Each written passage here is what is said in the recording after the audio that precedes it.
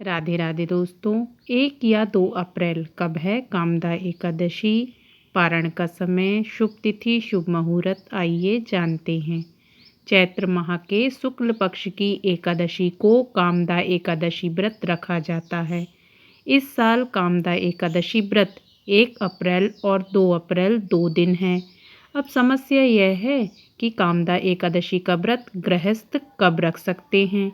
कामदा एकादशी व्रत करने में कार्यों में सफलता मिलती है। कामदा एकादशी 2023 तिथि पंचांग के अनुसार चैत्र माह के शुक्ल पक्ष की एकादशी तिथि 1 अप्रैल को 1:58 AM से शुरू होगी। इस तिथि का समापन अगले दिन 2 अप्रैल को प्रातः 4:19 पर हो रहा है। 2 अप्रैल को हरिवासर सुबह 10:50 तक है। इसीलिए कामदा एकादशी व्रत 2 दिन का है। 1 अप्रैल को गृहस्थजन कामदा एकादशी का व्रत रखेंगे और 2 अप्रैल को वैष्णव व्रत रखेंगे। पूजा का शुभ मुहूर्त। कामदा एकादशी का व्रत की पूजा 1 अप्रैल को प्रातः काल से कर सकते हैं, क्योंकि सुबह 6:12 से ही रवि योग बन रहा है। यह एक शुभ योग है। रवि योग अगले दिन 2 अप्रैल को प्रातः 4:48 तक है। सुबह में शुभ उत्तम मुहूर्त भी है। यह शुभ समय प्रातः 7:45 से प्रारंभ हो रहा है और सुबह 9:18 तक रहेगा। शुभ उत्तम मुहूर्त में भी आप कामदा एकादशी की पूजा कर सकते हैं। कामदा एकादशी का पारण का समय। जो लोग 1 अप्रैल को कामदा एकादशी व्रत रखेंगे वह 2 अप्रैल को दोपहर में पारण करके व्रत को पूरा करेंगे। 2 अप्रैल को कामदा एकादशी के पारण का समय दोपहर 1:40 से शाम 4:10 तक है। वैष्णव जन 2 अप्रैल को कामदा एकादशी का व्रत रखेंगे और 3 अप्रैल को सुबह 6:09 से सुबह 6:24 के बीच पारण करके व्रत को पूरा करेंगे। कामदा एकादशी वाले दिन भद्रा का साया भी है। हालांकि भद्रा से पूर्व ही पूजा पाठ हो जाएगा। 1 अप्रैल को भद्रा सुबह 3:10 से लग रही है और अगले दिन 2 अप्रैल को प्रातः 4:19 तक है। कामदा एकादशी व्रत कथा। प्राचीन काल में भोगीपुर नामक एक नगर था। वहाँ पर अनेकों ऐश्वर्य से युक्त पुंडरीक नाम का एक राजा राज्य करता था। भोगीपुर नगर में अनेक अप्सरा, किन्नर तथा गंधर्व वास करते थे। उनमें से एक जगत ललिता और ललित नाम के 2 स्त्री पुरुष अत्यंत वैभवशाली घर में निवास करते थे।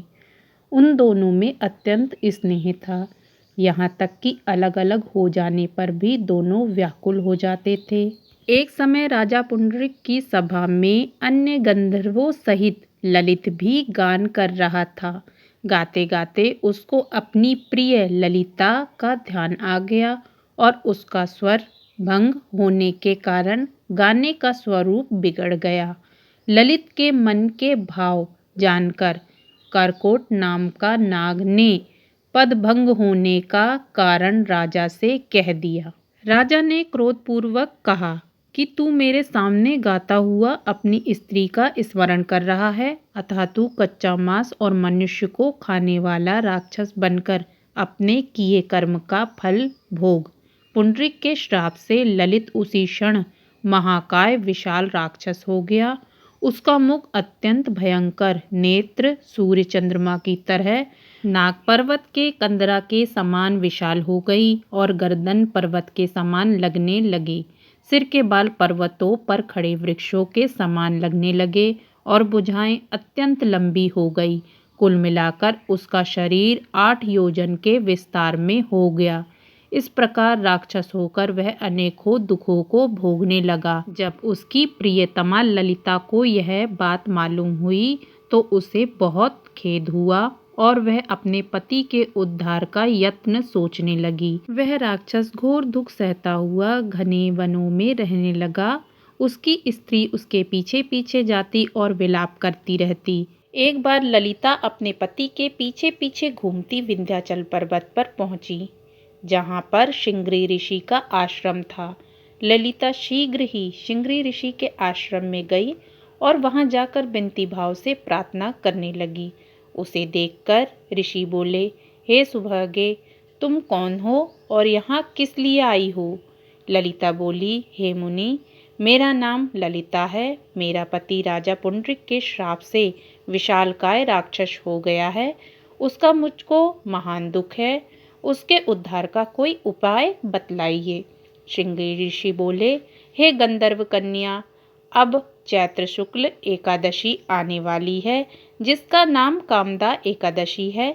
इसका व्रत करने से मनुष्य के सब कार्य सिद्ध होते हैं। यदि तू कामदा एकादशी का व्रत करके उसके पुण्य का फल अपने पति को दे दे, तब वह शीघ्र ही राक्षस योनि से मुक्त हो जाएगा।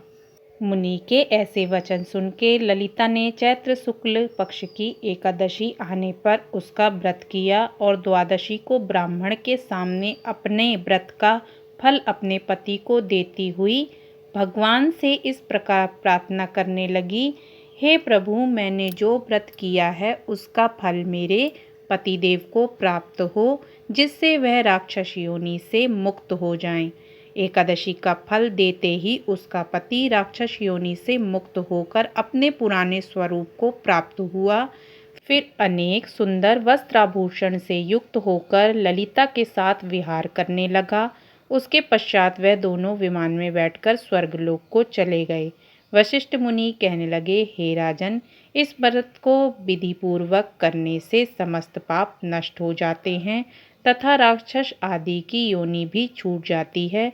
संसार में इस व्रत के बराबर कोई भी दूसरा व्रत नहीं। इसकी कथा पढ़ने या सुनने से वाजपेयी यज्ञ का फल प्राप्त होता है। इसलिए आप अगर एकादशी का व्रत नहीं भी रखते तो कथा अवश्य सुने। आप सभी का जीवन सुखमय तथा मंगलकारी रहे, इसी कामना के साथ सभी को राधे राधे। जय श्री कृष्णा।